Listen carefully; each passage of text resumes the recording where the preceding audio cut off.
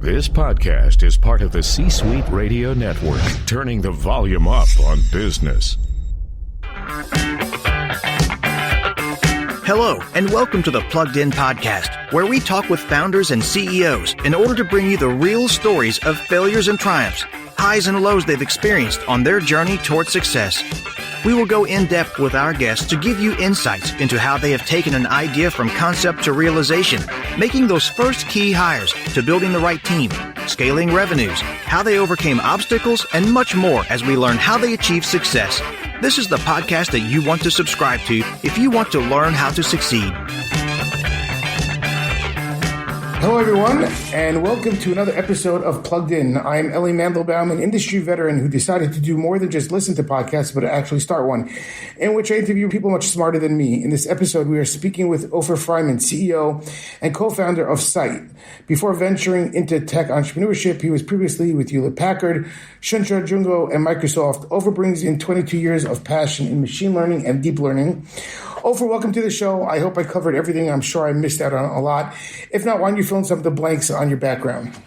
Okay, thank you. We're going to jump right into it. How did you get started in your career? What was like the first job you took?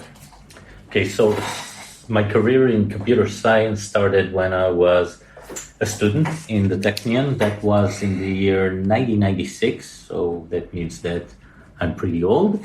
And I was lucky to finish summa cum laude every semester, so it was easy back then to find a very good job when you had good grades. And I started in Microsoft. That was my first job as a student doing R&D. And then my second job was when I finished university, or the Technion, which is in Haifa. I moved back to the center and I worked for a company called Jungo. Then I started as an R&D developer, moved to managing R&D teams. Okay. And so what was something that at Microsoft when you were there that stuck with you, if there is anything, like something that, that you found that you really said, okay, this is something that I could take with me, and that you've been able to really expound? Is there something that you, whether the first or the second job, that you felt, wow, that's a good, something that I really learned that's going to stick with me? Yeah, I guess you learn how big corporates work. And back then there was no SaaS. I mean, it was all on-premise. It was a different software than today. And one thing that really surprised me is how quick they are in spending money on a new project and then deciding that this project is not relevant. It's actually like having lots of startups within a big corporate, and they have lots of funds. They can move funds around. And when you work for a startup, then it's different, because you know that the startup it needs to survive. First of all, it's survival mode, and you know that you're a big part of a smaller thing, but you need to help it make it survive. And it's more exciting to me than working for a big corporate that, yes, it's a new maybe project, the most exciting project of the company, but it's not really something that you can make such a big impact. So if somebody is looking for big impact and working for a small company that is growing, then startup for me is more exciting than big corporate company. Got it. So pretty much you're just a cog in the machine at the big companies.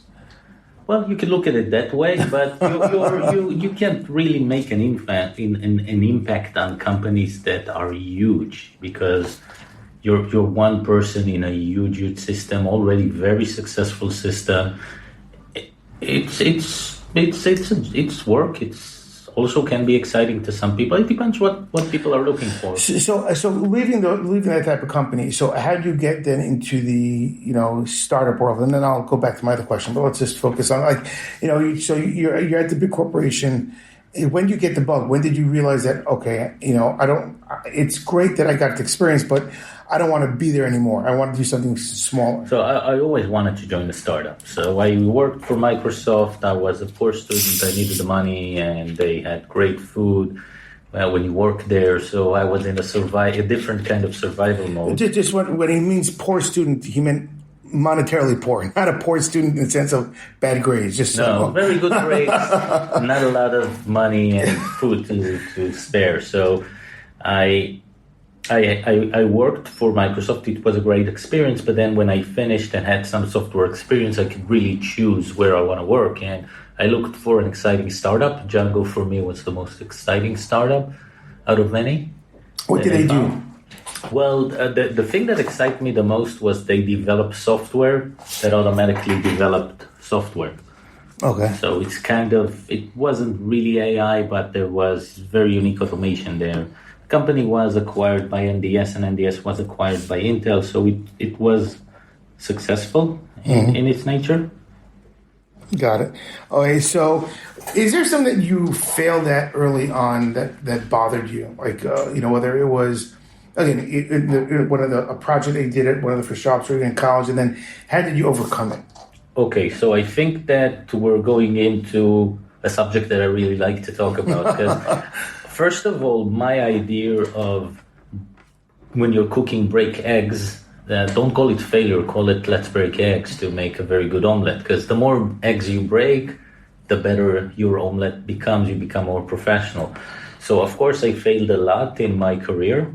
What I like to do as a student as well was to fail up front. I went straight to looking at the exams that you take at the end of the course. So I wanted, okay, what do they expect from me at the end? Let's try and answer some question and fail at those questions, and then I'll be more prepared to understand what I need to listen to or what I need to learn. So I think that what people call failure, which I think is a negative word, should be let's try until we succeed, and let's not let anyone tell us you cannot do it. I mean, I've heard the words, you'll fail, you can't do it, go back to being an employee because the world of successful entrepreneurs is for better people than you are, etc., etc. So people like to put other people down. So how did how do you overcome that? I mean, because again, I know that, again, podcasting also, podcasting. So you just have to persevere. Like my mentality is just forget about what other people say, do what you want to do. And hopefully, like saying, breaking eggs, things will happen, right? You'll get better. So how did you do the same thing? Did you just ignore the noise and just say, okay, I don't care what people say. I want to go into the startup world. I want to do my own thing, etc. Or did you have another way? Yeah, I think that what you said is exactly true. You need to, it's hard. You need to ignore what other people say. You need to not get angry. You need to make nothing out of what they say because you have your belief, your passion. They do not know what goes on inside of you. They do not know if you're going to be successful or not. They have no clue. And if somebody says to you that you cannot do something, I just think you shouldn't ever be close to people like that. Go be close to people who tell you, who give you positive and very constructual or constructive criticism. Like, look, yeah, if you do this, you can improve on what you're doing. Not you will fail, not you will not be able to. That stuff I completely ignore. I think it makes them really jealous and little people if they tell you that you will fail in something that they may have failed or they succeeded, but they don't want others to succeed because they want to feel special.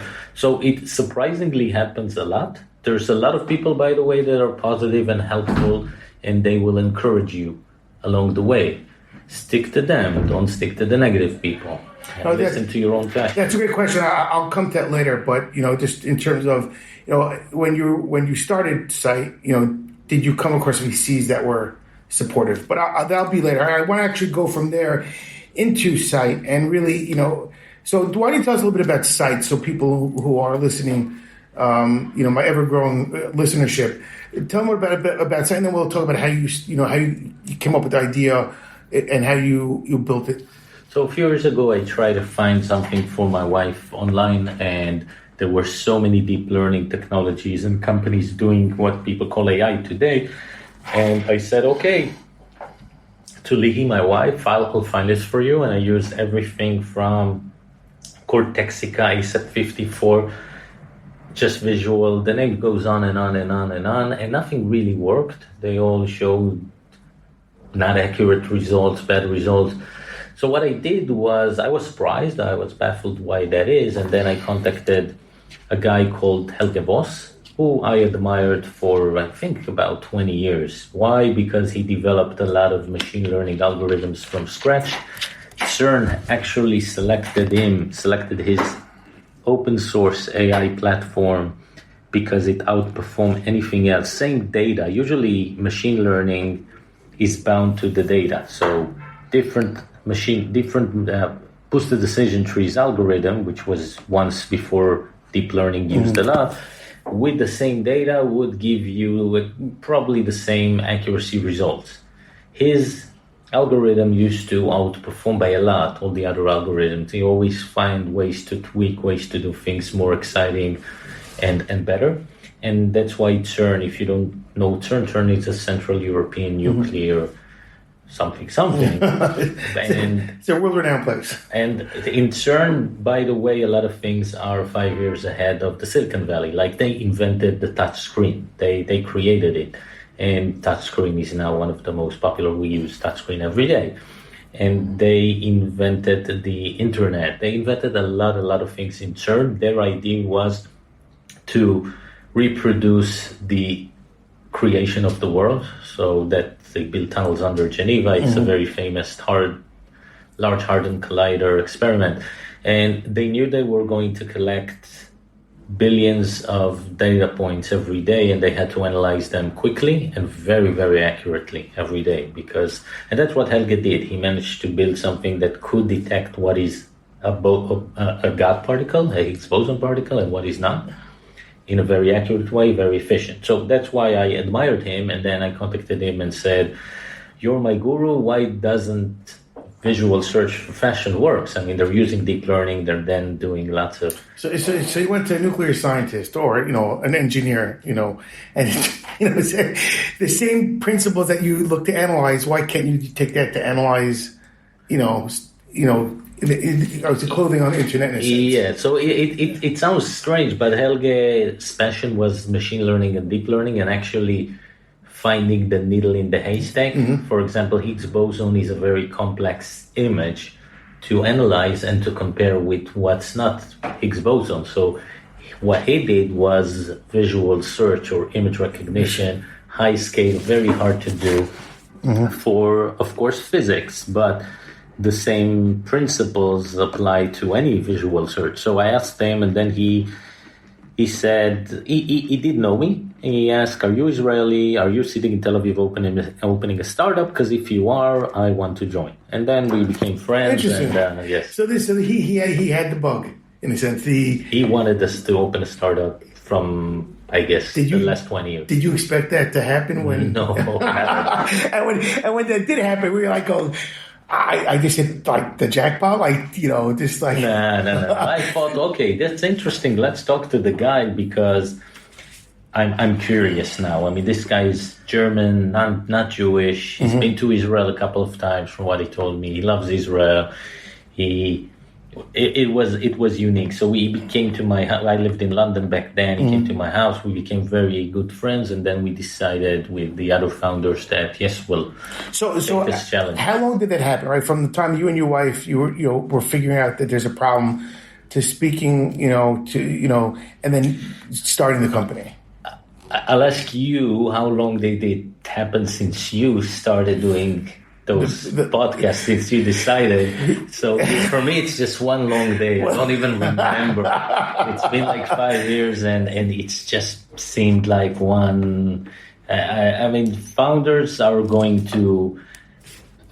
that already founded companies, etc. I'm not talking about them, but early stage, like very, very early stage founders. This is going to be a journey that is going to consume a lot. It's going to be a lot of fun, but it's going to consume a lot. So last 4 or 5 years seemed like one long day. How long did it take? It took a couple of months at least. I don't even know. Okay. It just seemed like it went quickly. By the way, I tried to open several startups, and what people call failed. But I learned a lot from those failures, and I think it's important to. So what were some of the startups that, again, I started a number of startups as well. I failed. Well, I wouldn't say failed. Let's say I broke eggs. I mean, I'm still biding my time for my next one. But what was some of the ideas? Because, what I do find is either a lot of the ideas that were back then, and again, my first start was in 99, were too early for it, right? The technology wasn't around, APIs weren't around back in the late 90s, early 2000s, and that helps a lot of people tap into the data that you need. Could you give me an idea of what was one or two of them that you thought of that just didn't take off? Well, the one that didn't take off was, it's hard. It's even hard for me to remember right now. But one, I was very young. I had my, second job after Jungo. I don't even remember. Mm-hmm. And then I knew this guy in the US who was a sales guy, and we decided to build some sort of unique one acceleration. And it was back then a box, like physical hardware. And we used Linux as the software, etc. So I was very eager, passionate. I left work. I stayed at home. I spent all my savings building it. And then this guy told me that he's not going to leave his job. That's too risky, etc. So we did nothing. I had a product and I lost all my savings. So I had to go back to work. I tried to get funding then. I think that two things. One, people got excited when they saw back then a live product, but funds were in a miserable position. Mm-hmm. I had a lot of passion and a lot of energy to get funding back then, although I was so young and inexperienced. But at the end of the day, then the salesperson in the US, when he left, I didn't know how to sell stuff. So, by the way, one thing I did in my career is I thought, okay, I can't really rely on somebody to sell that stuff. I got to understand why companies buy stuff, what makes the business world move. So I moved to the UK and became a salesperson from R&D, from managing R&D groups. I moved to sales. And that's something that really helped me build this company. Because I can see the world of how you sell and how you increase sales. Mm-hmm. And we're doing that, but also how you build great technologies and how you connect those two. How you don't. One thing that I saw, for example, that didn't work well in a lot of startups was the fact that the company was although it was a startup, it was very siloed. All of a sudden, sales become the great champions of the companies and R&D are neglected. There's no connection between sales and R&D. Here in this company, salespeople and R&D talk a lot. They empower each other. They create some passion around the products to each other and around ideas, and that's the best. That's one of the biggest lessons that I've learned. And again, I came back from the UK with a lot of money. One thing I can tell you: if you're an Israeli and you want to open a startup, this country is not easy.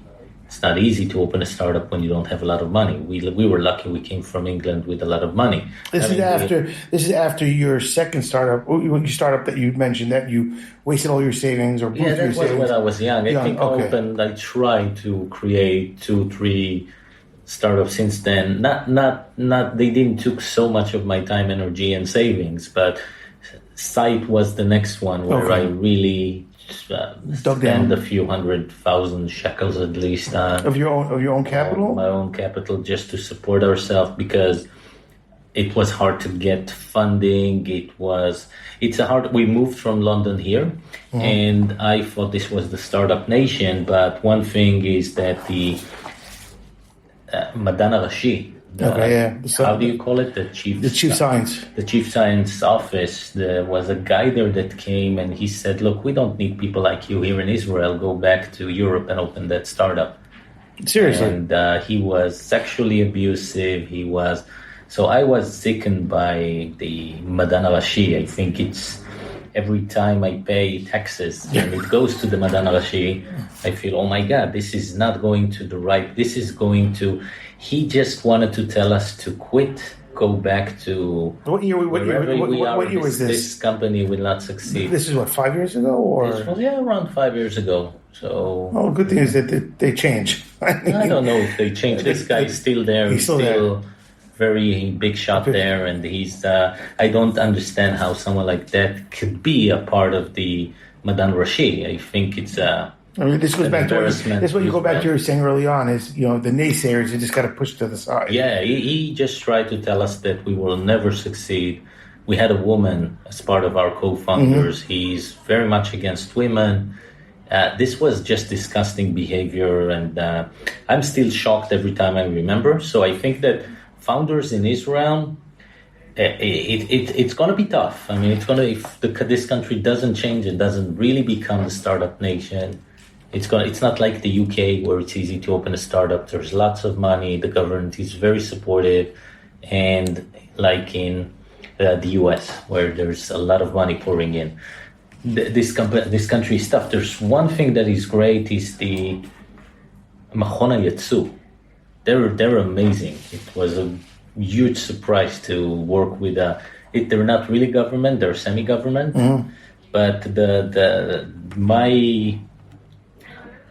I don't understand how this country has this Madan Rashi that helps startups here, and that's just, I think, an embarrassment and a shame for Israel.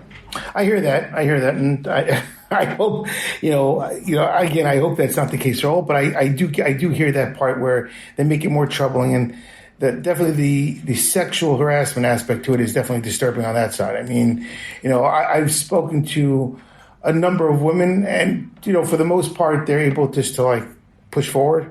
I haven't really gotten into the real nitty gritty of stories that I've been told.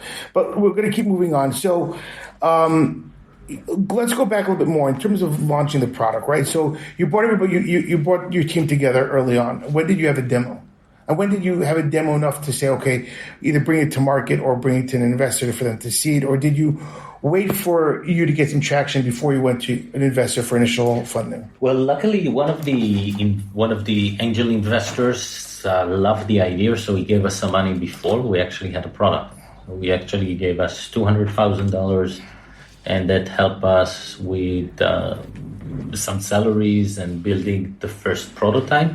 What was the investor based in Israel or in Israel? In Israel, yeah. He was an amazing guy. There's lots of angel investors in Israel that are great. There's actually a list. I don't remember where it is, but there's actually a very long online list. I had Guy Gamzu, who's one of the bigger angels in Israel. I'm not sure if you know him, he was my second person I interviewed in my podcast. Oh, really? And then Gigi Levy also, before he had NFX, he was also a big angel investor. But I guess that if you're looking at going to Gigi Levy and all those big those are shots, bigger now. And everybody just, they get too many emails, too many. So it's better to find a more anonymous angel. And this is one of the guys you found, and he loved the idea. Okay. And so when did you start seeing traction from there, right? So you got a team, you're able to pay salaries, et cetera, which is always good with a startup instead of, going on fumes. What happened from there? Okay, so what happened is that we did lots of quick pivots. So one thing that I've learned is never go all the way with this one idea. And so if you think about what people call failures, our goal was to fail as many times as possible to try to hit some sort of product that has product market fit. And then we started having product market fit, or the initial results, when we worked with some retailers and some use cases that were very successful. And then it starts just to, when you have this one customer that is successful and you know that the other one will also be successful, things starts to happen. It took probably 6 months from those two initial customers to get to a lot more onboarding customers. I mean, there's a saying that very, very good companies, when they hit their first 1 million annual revenue, they do 3x of the revenue, 3x, and then 2x, 2x, 2x. There's a reason why you don't just do 10 million on the first year. Why do you wait for this one single million, and why you only do 3x? It's amazing at the next year is because it's a growing pain. You need to just try to grow in a fun way, but just to break lots of eggs. Don't lose all your money while you're breaking eggs, but just learn quickly and try to build something.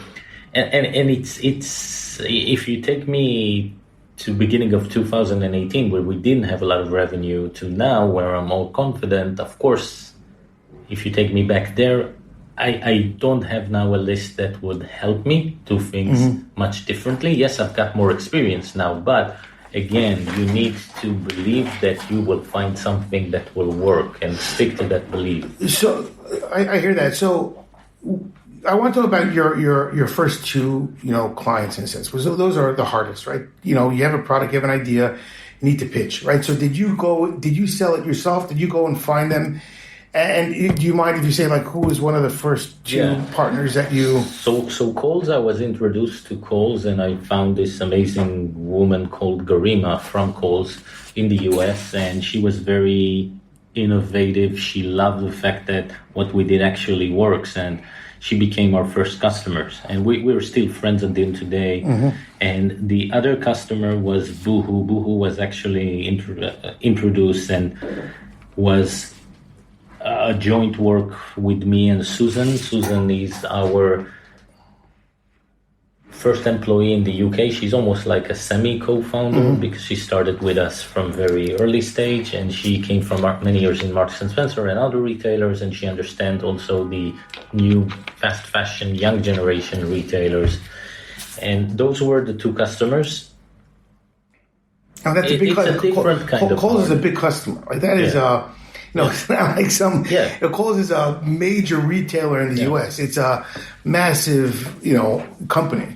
Yeah. So Kohl's was good to get a name like Kohl's. Now we have lots of customers. Some that I cannot even say the name, like the biggest shoe manufacturer, maybe sport shoes on the planet, etc. So, but the two. I think you're saying the two first ones are the hardest. For me, if I go back, I think they were the most exciting ones. Then when you scale, you become less connected, and those were something that you do alone. Yes, it's hard, but it's also hard to start scaling it. A lot of companies stay within this 1 million UA ARR range. We are now doing a lot more than that. Every quarter, new like $2 million of new customers. So then let's go to the revenue model in a sense, and then I just want to talk about the acquisition. So acquisition is you're looking at retailers to get on board. That's your acquisition method. Yeah, right? Customer acquisition. Yeah. So you do that, and then what's the revenue model for? Is it? It's SaaS. It's SaaS model. Okay. Yeah. SaaS model. Got it. And did you tinker with that when you started with Kohl's? Like, did you say, "Oh, we're not worried about revenue. Let's just get out there. Let's prove everything. Let's make sure it's working, and then roll out a revenue model slowly with them." And is it the same revenue model then as it is today? Well, it's very similar than it is today. I came from companies that did on-premise licenses, and I always loved the software as a service because one thing that is very, very hard is to start the next year with just maintenance and support or whatever. So SaaS made sense to me. It also made sense to me that it's an easier sell because you don't sell the permanent license. You sell for 20% of what would be a permanent license, and then you start the next year, but you can expand. So all the expansion of SaaS, all the SaaS model, everything I read was just, this model works for the customers and work for us. And I think it was obvious, at least for me, it was obvious this is the way to go. So how many customers do you have now? If you ballpark, you don't have to, not between 50 and 100. 50 and the two that you signed up was when? Just so you give people early 2018. Oh, so okay, so you're talking about in the span of 2 years, you went from 2 to let's say that's 50 or so. That's a nice amount. Yeah, that's a nice amount. That's a nice really amount. Growing. And so when did you bring on? And this goes to my the company scaling. When did you start bringing on salespeople to help? We always brought on salespeople. When we brought the right salespeople was in the middle of 2018, and then we started to build a very oiled sales machine, and then things just connected. Okay. So I like the fact that you mentioned the right salespeople. So when did how did you find out they were the wrong salespeople to start? I'll tell you what, when you're too small and you don't have a name and traction, then it's very hard to get the right salespeople because they would go somewhere else. And so I knew, I think on the interview, that they'll do something, they'll help me out, but it's not the right DNA I'm looking for, probably. But let's give them a chance. But when we started having more customers, started having a really strong name for Syte, then we could interview people that we were surprised that are coming to our company to be interviewed. And we got some amazing people that interviewed. We hired an unbelievable VP of sales and a sales team.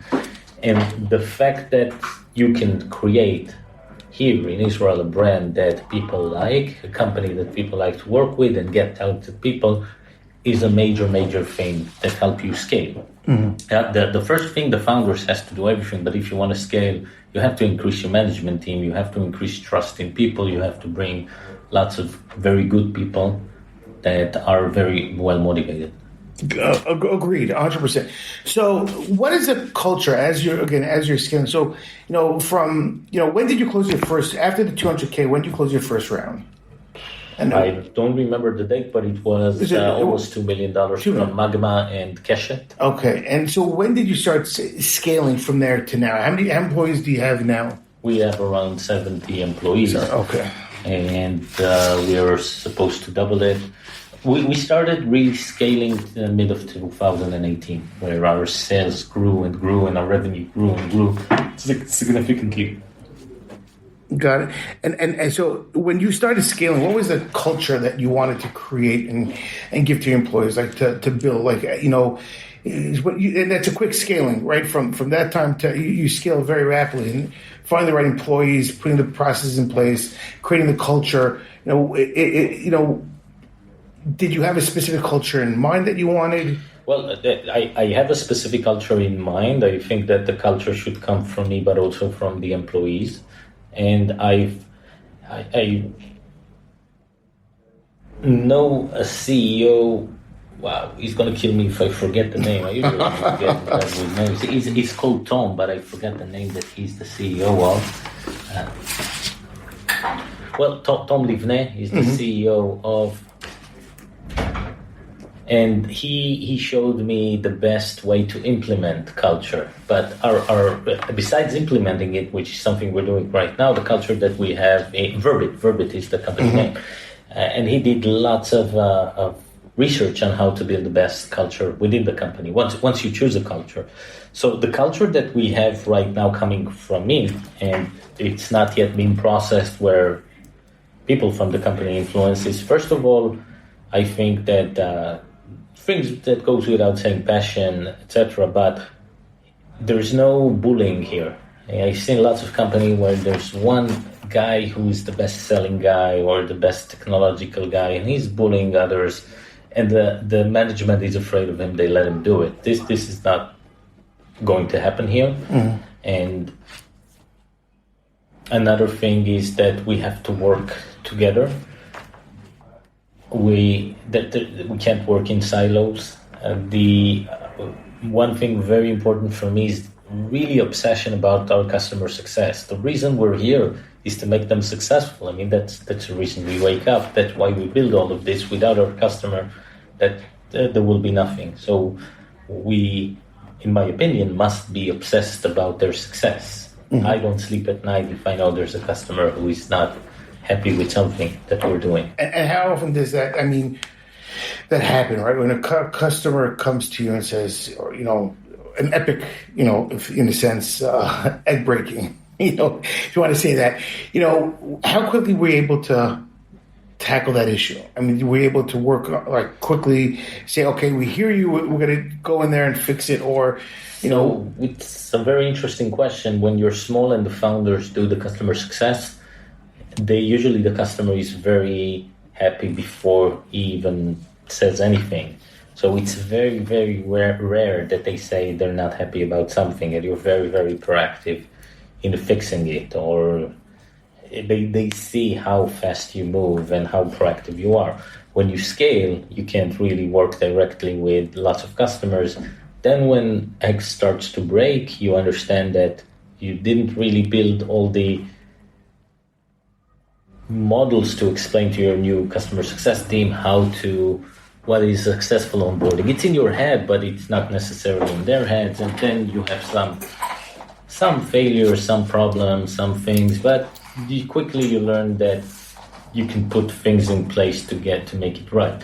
So it was excellent. Our customer onboarding, the success was excellent. Then it had a drop. Now it's coming back again to being as successful as it was, even more successful because the product is more mature and the processes are in place, and we understand how to make our customers earn more money, be more successful internally. But there are lots of growing pains. Got it. So I want to talk about, I know you recently disclosed a big round. I think it was $21.5 million. Magma wasn't involved, and Keshet were. It was Viola, Storm. It says that Magma were involved. Oh, they were involved. Okay, I didn't see that. I did. So my apologies, I didn't see that in the listing. Or maybe there was a new investors that they were talking about. Yeah, the new investors were Viola. The new lead investors, but Magma kept their prorata, and they're very eager about the company, excited. They don't really exist, I think, as a fund anymore, but they still invested. So how difficult was it, right? To you go from you're raising a really big round, and your company's done really tremendous over a year and a half to 2 years. Was it hard? What was some of the challenges? To raise the 21.5? I can tell you that raising money becomes easier and easier. Yes, it's still lots of bureaucracy and but when you start to generate revenue and you grow with revenue every quarter, people will start chasing you. The reality turns around like 180 degrees. Instead of you hunting down venture capitals, they hunt you.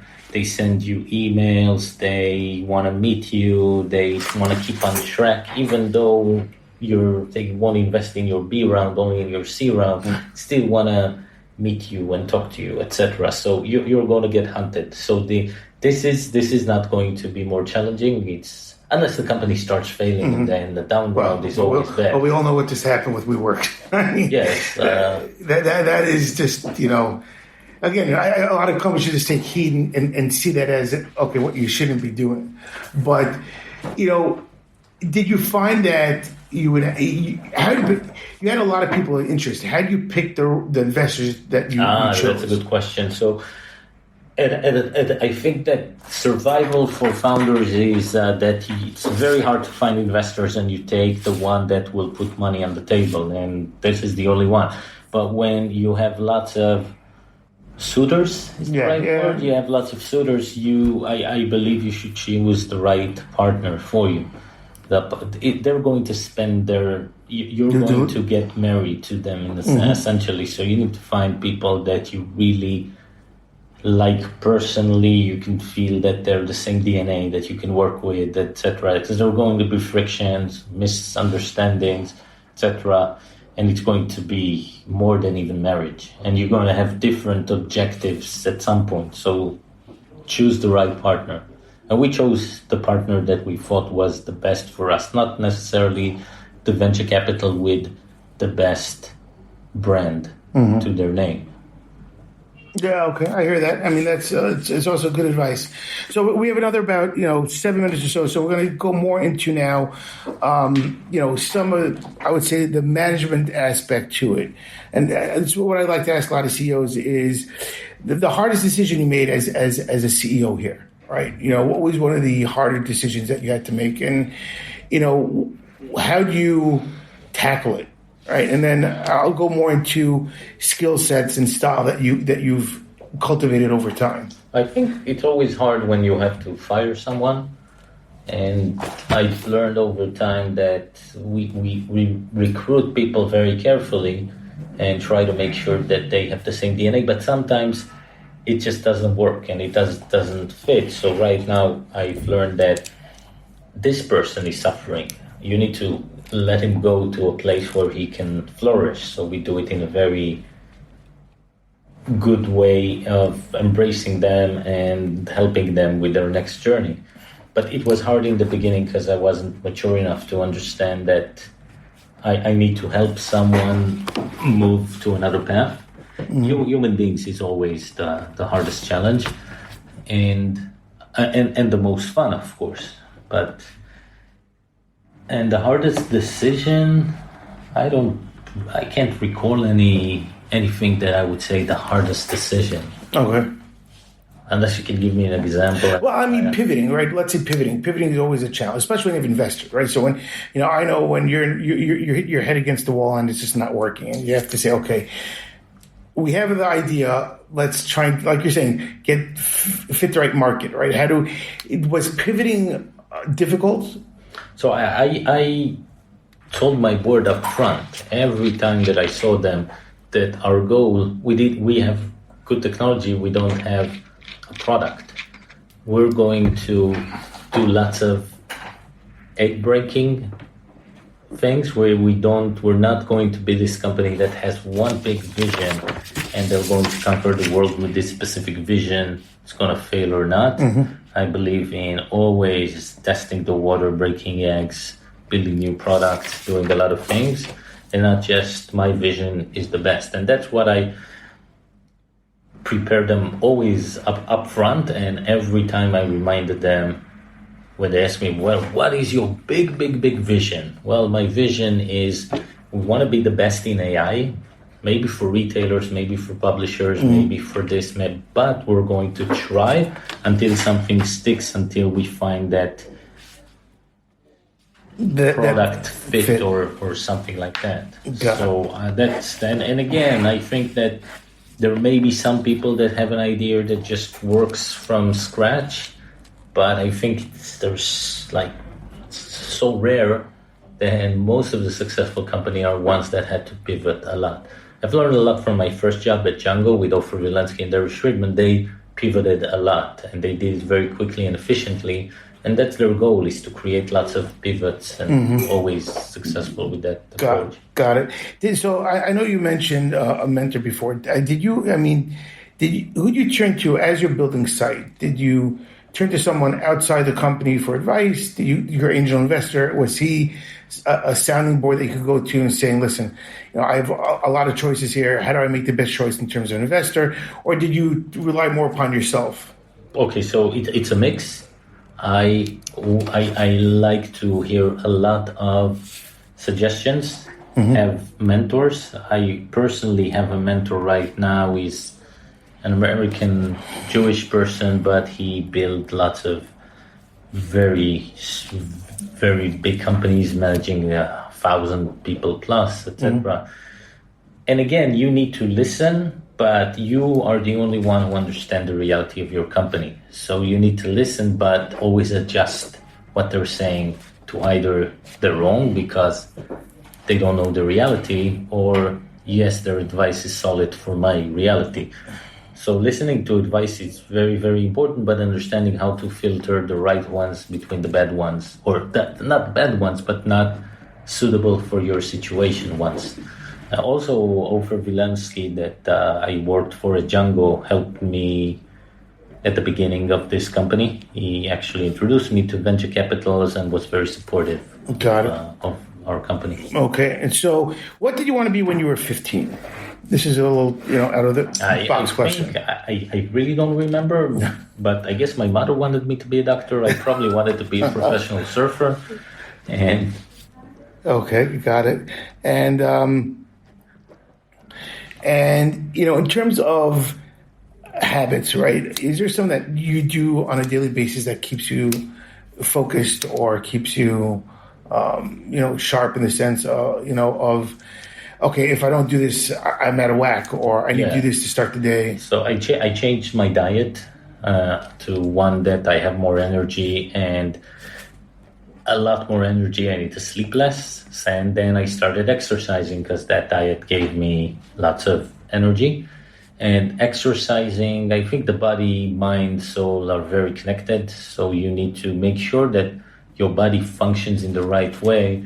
in order for your mind to be very sharp. And you eating food that makes you sleepy and not exercising are all things that you think you don't have time because you have to work and keep on doing, but then you miss out on exercising, then it will hit you.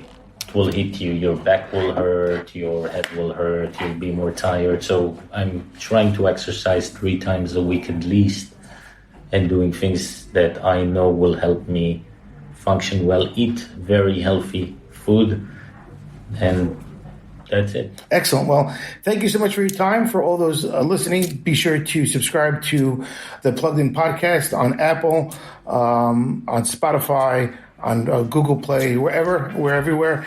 Thank you so much. It's great speaking with you. Love this episode of the Plugged In podcast? Head over to iTunes to subscribe, rate, and leave a review. It's very much appreciated. Thank you. Thank you for listening to C-Suite Radio, turning the volume up on business.